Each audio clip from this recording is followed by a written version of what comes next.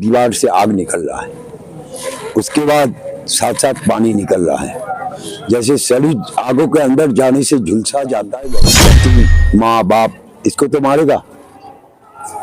अघोरी विद्या बहुत भयंकर भी है, बहुत सहज भी है, लेकिन सहज रूप में कोई मेरे साथ करो, बैठ के करो। एक साथ 10 लड़का कर सकते हो, किंतु तुम्हें हम इजाजत नहीं देंगे अलग से करना। हम तुम्हें रक्षा करेंगे, तुम्हारे घर बार को कोई रक्षा करेंगे। अभी तक कोई और महात्मा को देखे नहीं, कोई अघोरी को देखे नहीं जो शरीर से जीन निकाल के बाहर कर दे। जीन होता है जो काफिर, जिसको सड़क में मारा जाता है, उनका शरीर को कोई सदगत भूत प्रेत के इस्तेमाल किया जाता है। जब उनको पास कोई काम नहीं था तो मालिक के मारते हैं। तो मेरे सामने बहुत आदमी को मरते हुए देखे हैं। ये कर्म करते, काम करने की जगह शराब पिए, मांस खाए, तो शराब खाने से जमाल लड़खड़ाएगा और मांस खाने से ब्लड प्रेशर हाई हो जाएगा। घोरभ्य घोर घोर तड़भ्य अभेभ्य सर्वो सर्वेभ्य नमस्ते अस्तु विद्भ्य। नमस्कार, मैं मनीष कुमार भारद्वाज। आज मैं पहुंच चुका हूं कुंभ नगरी। यहाँ पर आकर्षण का केंद्र बन चुका है कुंभ नगरी। तमाम से अखाड़ों से महाराज जी यहाँ पर आए हुए हैं। इनके दर्शन मात्र से ही जीवन धन्य हो जाता है। सारे लोग, कई जिलों से लोग, कई राज्यों से लोग और यहाँ तक कि कई देशों से लोग आ रहे हैं बाबा का दर्शन करने के लिए। हमारे साथ है सत्यानंद गिरी जी उर्फ लाली बाबा, जो वाराणसी से ताल्लुक़ रखते हैं, नागा बाबा हैं। इनसे हम जानने का प्रयास करेंगे कुछ विशेषता, यहाँ की कुंभ की विशेषता और अपने जो नागा बाबा हैं तो ये किस तरीके से क्या क्या होता है, इन चीज़ों को जानने का प्रयास करेंगे। सबसे पहले दंडवत प्रणाम है गुरुदेव। अघोर पंथ गुरुदेव क्या है? देखो, शिव जी अघोर पंथ के गुरु शिव महामृत्युंजय मंत्रो आदि मंत्रो अघोर का, इसी में सब समा है।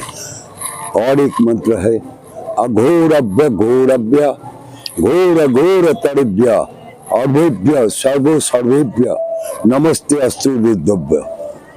ये शिव जी का है। और कहा गया है अघोर पंथ बहुत खतरनाक होता है, बहुत कठिन होता है। ये बात हम नहीं मान सकते। अब पहले आप जानकारी कीजिए अघोर कितना प्रकार के होते हैं। अघोर 2 प्रकार के होते हैं, एक घोर एक अघोर। जो घोर है उनसे डरना चाहिए, अघोरी से नहीं। घोर पंथ लोग घोर का काम करते हैं जो समाज के लायक नहीं है। जैसे मनुष्यों को खाना, मुर्गा खाना या शराब मांस खा के पड़े रहना। अगर कोई आदमी कोई काम करने की जगह शराब पिए, मांस खाए, तो शराब खाने से जमाल लड़खड़ाएगा और मांस खाने से ब्लड प्रेशर हाई हो जाएगा। जिस आदमी मंत्र जाप करेगा, अगर वो शराब पी ले तो वो क्रिया कर पाएगा? इसीलिए तो करीब करीब 80% आदमी मारा जाता है। और एक घोर कर्म में भूत प्रेत के इस्तेमाल किया जाता है। जब उनको पास कोई काम नहीं था तो मालिक के मारते हैं। तो मेरे सामने बहुत आदमी को मरते हुए देखे हैं ये कर्म करते हुए। हम तो शुद्ध शाकाहारी अघोरी है। विश्व भर में सिर्फ हम जीन निकालते हैं। अभी तक कोई और महात्मा को देखे नहीं, कोई अघोरी को देखे नहीं जो शरीर से जीन निकाल के बाहर कर दे। जीन होता है जो काफिर, जिसको सड़क में मारा जाता है, उनका शरीर को कोई सदगति नहीं होता है। रास्ता में सड़ते हैं, ईटा मार के ये खुला आसमान के नीचे उसके फांसी दिए के वहीं उसका डेड बॉडी फेंक देती है। ये विदेश में ज़्यादा होता है, पाकिस्तान में होता है, तो हर कंट्री में, बहुत कंट्री में होता है। तो ये लोग के मरने के बाद इसका शरीर के सदगति नहीं प्राप्ति होता है, तो जीन रूप में ये लोग प्रकट करते हैं, बहुत बुरा गलत काम करते हैं। इसको निकालना मतलब जीन रहते हैं हड्डी में, ये इसको निकालने के लिए जान चले जाएगा तभी जीन निकलेगा। लेकिन हम इसको निकालते हैं, इसका भी क्रिया है। तमाम सी क्रियाएं जो होती हैं अक्सर जो क्रिया कुछ लोग जरा सा आपके पास बैठे हैं और या ऐसे कोई महात्मा के पास बैठे हैं और तांत्रिक विद्या सीखने के लिए ये ललायित रहते हैं, कुछ करके खुद अपने आप को क्षति भी पहुंचा लेते हैं। इस तरीके से आपके भी सामने आए हैं ऐसे मामले? मेरे सामने बहुत आते हैं। हम बोलते हैं मेरे साथ करो, बैठ के करो, एक साथ 10 लड़का कर सकते हो, किंतु तुम्हें हम इजाजत नहीं देंगे अलग से करना। हम तुम्हें रक्षा करेंगे। तुम्हारे घर बार को कौन रक्षा करेगा? तुम्हारे संतान, पति, माँ बाप, इसको तो मारेगा। अघोरी विद्या बहुत भयंकर भी है, बहुत सहज भी है, लेकिन सहज रूप में कोई कर नहीं पाएगा। बिना शराब के अघोरी पूजा नहीं होता है, बोलते हैं। बिना मांस का नहीं होता है। मांस किसको बोला जाता है? हम लोग के यहाँ पर जब पंडित लोग पूजन करने के बाद हवन में बलि चढ़ाते हैं तो क्या कर पीठा इस्तेमाल करते हैं और एक बलि देते हैं पान के पत्ता में कूटा हुआ काला उड़द के दाल, जिसको माँ बोलते हैं, उसको कुटते दही के साथ उसको अर्पण किया जाता है। तो मांस कलाई को मांस बोला जाता है। और मध, अभी साउथ इंडियन में चला, गुजरात में जाओ, महाराष्ट्र में जाओ, वो लोग मध, मतलब तुम किसी दुकान में जाके मध मांगो तो वो शहद देगा, हनी। तो शहद के इस्तेमाल के लिए जगह क्या बोल आ गया। अगर हम पसंद करते हैं खाना तो हम बोलेंगे ये ले आओ। ये जबान बहुत भयंकर चीज है, ये रास्ता से विच्युत करता है। देखो, भगवान ने तुम्हें 2 हाथ दिया, 2 पैर दिया, 2 आंख दिया, 2 कान दिया, नाक के भी 2 छेद दिया। किसी भी एक बंद हो जाए तो ये लंगड़ा हो जाए तो दूसरे के सहारे चल सकते हैं, लेकिन जबान दिया एक। इस जबान पे अगर अच्छा मधुर बोली बोलोगे तो प्यार मिलेगा, नहीं तो जूता चप्पल नीचे नहीं गिरेगा। तो इस हिसाब से चलना चाहिए सबको। और अघोर क्रिया भयंकर भी है और खेल भी है। जो खेल रूप में लेते हैं वो जी जाते हैं। हम खेलते खेलते अघोरी क्रिया करते हैं। हाँ, इसमें मेरा शरीर के बहुत शक्ति इस्तेमाल करना पड़ता है, जिससे भगवान को पहले जगाना पड़ता है। ये जो जब कोई भी काम होता है मेरे दिल में दर्द होता है, क्यों? अपना शक्ति देखे वो पूजा करते हैं, उनका आह्वान करते हैं। जब वो आवाहित हो जाता है तो वो खुद मुझे देता है, सबको देते हैं।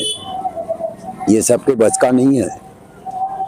देखो, यहाँ पर बैठे हो, एनर्जी मिल रहा है, मेरा सांस में एनर्जी है। जो मेडिटेशन में नहीं बैठता, मेरे साथ सामने बैठ जाए वो मेडिटेशन में बैठ जाएगा। जो यहाँ पर आते हैं उसके जाने की इच्छा नहीं होता है। कारण क्या? Energy, spiritual energy. मंदिर में वहाँ पर जाओ, स्पिरिचुअल एनर्जी। ये सब इसलिए आते हैं विदेश से, वो स्पिरिचुअल पावर एनर्जी के चलते सीखने के लिए। परिणाम हमने देख चुका, क्योंकि हम आए आपका दर्शन करने के लिए, हम नहीं जानते थे आपको। अब फिर दोबारा खींचे हुए चले आए और यहाँ पर 1 घंटे की बात हुई थी और 2-2, 3-3 घंटे हम बैठ गए। परिणाम तो हमने देखा कि आपकी एनर्जी कहीं ना कहीं हमको खींच लाई है। ये परिणाम हमने देखा है। ऐसा है जो सत्य, मतलब जो सनातन, मिथ्या अर्थ, राक्षस मनोवृत्ति, जो सनातन पंथी है, जो सनातन धर्म को मानते हैं, वो किसी न किसी हालत में जहाँ पर कुछ चीज पा जाता है, जैसे मंदिर में गया, ये काशी में जब जाते हैं कोई, तो वहाँ पर कण कण में शिव का विराजमान का है। तो घाट में बैठो, गंगा जी में बैठो, वहाँ पर एनर्जी मिलेगा। कुछ कुछ मंदिर में बैठो मिलेगा, कुछ कुछ मंदिर में जाओ एंटिक एनर्जी का है। तो साधु संत में भी तुम जाओ, किसी के पास एनर्जी मिलेगा, किसी के नॉर्मल, कोई नहीं है। तो मेरे पास ये जो क्रिया करते हैं, पूजा पाठ से लेके जाप का, एक दिन 1.25 लाख जाप करते हैं, 18 घंटा जाप करते थे। तो इसका एनर्जी कहाँ जाएगा? वही खींच लाए तुमको, क्योंकि तुम ऐसे अनुभूति जिंदगी में कभी मिला नहीं, तुम्हें पहले बार मिला, जिसके कारण तुमको आना पड़ा। अच्छा, तमाम से माला है, अभी लौंग का माला है, इलायची का माला है, और ये किस चीज का है गुरुजी? ये सब ये केवड़ा का है। केवड़ा का है। ये केवड़ा का जड़, रूट। जी, कब से धारण किए हैं इस ये तो है एक पगली शीशा है, जी उसका जो मर्जी होता बना के ले आती है। और कभी मुझे विष्णु रूप में पूछते हैं, ये रंग के काली रूप में पूछते हैं, विष्णु रूप में, लक्ष्मी रूप में। ये देखो कृष्ण भगवान रूप में पहना दिया।